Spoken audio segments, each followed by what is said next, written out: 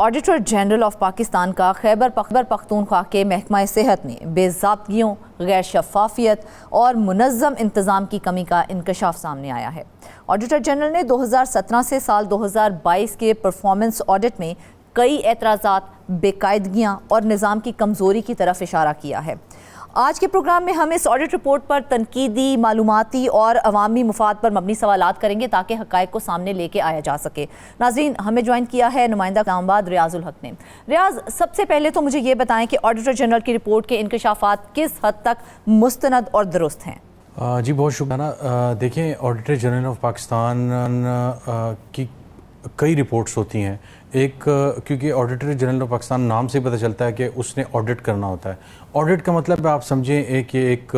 सरकारी सतह पे एक एहतसाब का एक अमल होता है। तो इसमें एक जनरल ऑडिट होता है, फिर एक होता है कि एक स्पेशल ऑडिट किया जाता है, फिर एक होता है कि एक फाइनेंशियल ऑडिट होता है, फिर इस तरह के और ऑडिट्स होते हैं। तो ये उनमें से एक जो है ये ऑडिट है और बड़ा कम्प्रिहेंसिवली जो इसको देखा गया। और ये तकरीबन ये वो तमाम चीज़ें हैं जो पिछले कुछ अरसे से जो है वो हम सुनते आ रहे थे। गाहे बगाहे रिपोर्ट्स उस तरह की चीज़ें आती थी, लेकिन अब से कुछ दिन पहले ऑडिटर जनरल ऑफ पाकिस्तान ने जो परफॉर्मेंस ऑडिट जारी किया है। परफॉर्मेंस ऑडिट ये होता है कि एक प्रोजेक्ट शुरू किया गया है, उसकी परफॉर्मेंस, उसकी कारकर्दगी का जायज़ा लिया जाता है। तो यहाँ पे जो है उसका एक किस्म का जायज़ा लिया गया कि ये इतना बड़ा प्रोग्राम जिस पे अब तक 130 अरब रुपए के करीब जो है इसका बजट पहुँचा दिया गया है। और ज़ाहिर है आगे हम चल के देखेंगे भी कि 60% से ज़्यादा जो खैबर पख्तूनख्वा की जो आबादी है वो इससे मुस्तफ़ीद हो रही है। तो यकीनन एक ऐसा अच्छा प्रोजेक्ट होता है इस तरह की चीज़ें जिससे पाकिस्तान जैसे ममालिक में लोग यूनिवर्सल जो हेल्थ केयर होती है अगर उससे मुस्तफ़ीद हो रहे हैं, लेकिन उसमें बहुत सी चैलेंजेस और ख़ामियाँ भी होती हैं। लिहाजा ये जो ऑडिट होता है इसको ज़ाहिर है बहुत इसकी अहमियत का हामिल है। और जब ये ऑडिट जो PSC होगी प्रोविंशियल, उसमें जब जाएगी तो उसमें बहुत सी इस पर डिस्कशंस वगैरह भी होंगी और उस पर जो है वो क्रॉस चेक्स और दूसरी चीज़ें भी होंगी। और जो इदारा है जो मिनिस्ट्री ऑफ हेल्थ है या डिपार्टमेंट ऑफ हेल्थ है वो इसके बारे में ज़ाहिर है अपनी राय भी देती है काउंटर करने के लिए। कुछ जगहों पे रिकवरीज भी होती हैं हो गई हैं और वो सामने भी आ गई हैं। तो फिर अगर देखा जाए तो हुकूमत या फिर महकमा सेहत इस हवाले से क्या इकदाम कर रही है और अब तक क्या इकदाम उठाए जा चुके हैं? देखें फ़ज़ाना, सबसे पहले तो हम थोड़ा सा एक जायज़ा ले लें कि ये जो ऑडिट एतराज़ात हैं परफॉर्मेंस ऑडिट में और जो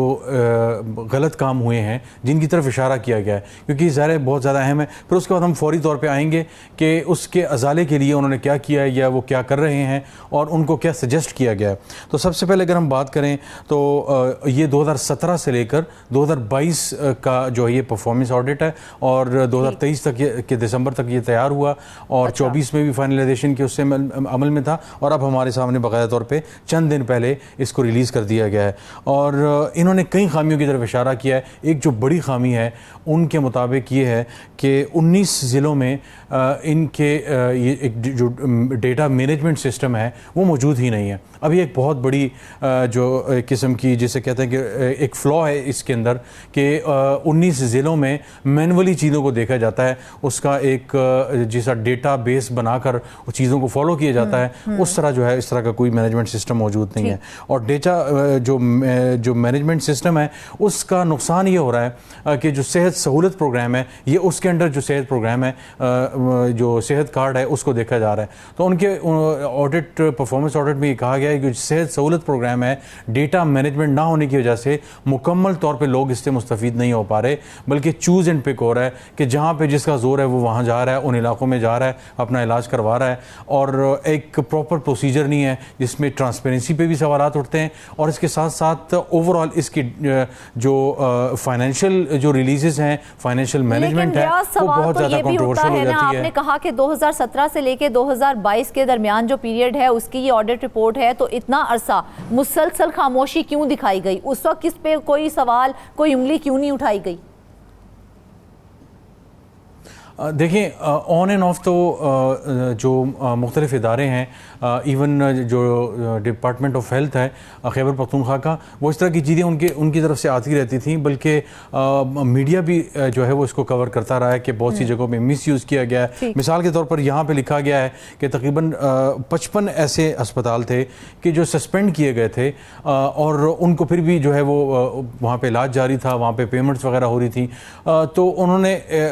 परफॉर्मेंस ऑडिट ने एतराज़ ये किया है कि जब एक हॉस्पिटल को सस्पेंड कर दिया गया है कि वो पेशेंट्स को नहीं ले सकता सेहत सहूलत कार्ड के प्रोग्राम के तहत, तो क्यों उसको दोबारा तौर पर ना सिर्फ वो पेशेंट्स को ले रहा है, उनकी सर्जरीज वगैरह भी हो रही हैं, बल्कि उनको पेमेंट्स भी जो है वो प्रोविंशियल गवर्नमेंट की तरफ से हो रही हैं, हेल्थ डिपार्टमेंट की तरफ से रिलीजेज हो रही हैं, फाइनेंस भी उसको ओके कर रहा है। तो ये वो सारी चीज़ें हैं जिसकी तरफ जो है वो इशारा किया। चंद चीज़ें हैं, उनमें से कुछ और चीज़ें हैं। उन्होंने कहा कि जो खैबर पख्तूनख्वा की 69% जो आबादी है वो एक सब्सिडाइज जो हेल्थ प्रोग्राम है इससे मुस्तफ़ीद हुए हैं, और उनके मुताबिक 2012 से लेकर 2020 तक जो है वो 30 अरब रुपए का बजट था, अब 118 अरब रुपए जो तक था, 118 से 391 अरब तक जो है वो पहुंचा दिया गया है। तो एक ज़बरदस्त किस्म की डेवलपमेंट है, और अगर हम देखें परसेंटेज वाइज तो 300+ जो है ये जो है बजट को इंक्रीज़ किया गया है। एक और जो बड़ी चीज़ जिसकी तरफ इन्होंने इशारा किया, जो शायद हमारे पूरे मुल्क में है, उन्होंने ये कहा कि डिस्ट्रिक्ट हेडक्वार्टर जो हॉस्पिटल है उसके अंदर जो इंफ्रास्ट्रक्चर की बेहतरी की स्कीमें जो हैं उसके हवाले से 2 अरब रुपए ज़ाया हो गए, उसके लिए कोई काम नहीं किया गया। क्योंकि ये जो, अगर हम बहुत से लोग, हमारे नाज़रीन को भी पता होगा, यकीनन आपको भी पता होगा कि ये जो सेहत सहूलत कार्ड है इसका मकसद जो है वो पैनल हॉस्पिटल, प्राइवेट हॉस्पिटल्स होते हैं पैनल पे, और आप वहाँ से जाते हैं, इलाज करते हैं, सर्जरीज होती हैं, आप एडमिट होते हैं, और उसके बाद यू वॉक ऑफ, और उसके बाद गवर्नमेंट और वो जो इदारा है जो हॉस्पिटल है वो फिर आपस में एक दूसरे के साथ तय करते हैं। थोड़ा सा ऑडिट भी होता है कि किस तरह इलाज किया गया, क्या चाहिए था, क्या नहीं चाहिए था। तो यहाँ पे उन्होंने कहा है कि सेहत कार्ड का जिक्र हो रहा है, तो मुझे ये बताएं कि सेहत कार्ड के तहत अस्पतालों को पैनल पर शामिल करने का मयार क्या रखा गया है? क्या ये सियासी बुनियादों पर है या फिर कोई और मयार है जिसके तहत ये रखा जाता है? देखें, पाकिस्तान जैसे मुल्क में सियासी बुनियादों पे तो यकीनन होता है, इसमें कोई शक नहीं है, लेकिन तकरीबन इसके अंदर, रिपोर्ट के अंदर भी ये मौजूद है परफॉर्मेंस ऑडिट में। और over the years Khyber Pakhtunkhwa हुकूमत ने चीज़ों को बेहतर करने के लिए एक इकदाम ये भी उठाया है कि पब्लिक फीडबैक मैकेनिज़्म को उन्होंने जो है वो बड़ा सीरियस लिया है कि एक पेशेंट जब एक हॉस्पिटल से जब वो एक किस्म के रिटायर हो जाते हैं, जब वो डिस्चार्ज हो जाते हैं, जब वो घर जाते हैं, तो उनसे बाकायदा फीडबैक ली जाती है। उन्होंने कहा जाता है कि आपको कोई मसला तो नहीं था, आपका इलाज किस तरह किया गया, क्या आप अपने इलाज से मुतमईन हैं। उस फीडबैक को अपने जो डेटा मैनेजमेंट सिस्टम है उसके अंदर वो डालते हैं, और उसके बाद वो देखते हैं, इस सारी चीज़ों को असेस करते हैं कि जो हॉस्पिटल से, अगर मिसाल के तौर पर अगर सियासी बुनियादों पर आया है लेकिन उसके हवाले से कंप्लेंट्स बहुत ज़्यादा आ रही हैं, तो एक इंडिपेंडेंट मॉनिटरिंग यूनिट जो है वो इसकी एक किस्म की जो एक बहुत बड़ा मसला है। अगर देखा जाए सेहत सहूलत प्रोग्राम में डेटा मैनेजमेंट सिस्टम जो है वो मौजूद ही नहीं है उस तरह से, तो उसकी वजह से हमें कौन कौन से नुकसानात उठाने पड़ रहे हैं, या सेहत सहूलत कार्ड के से कौन लोग उसकी वजह से मुतासर हो रहे हैं?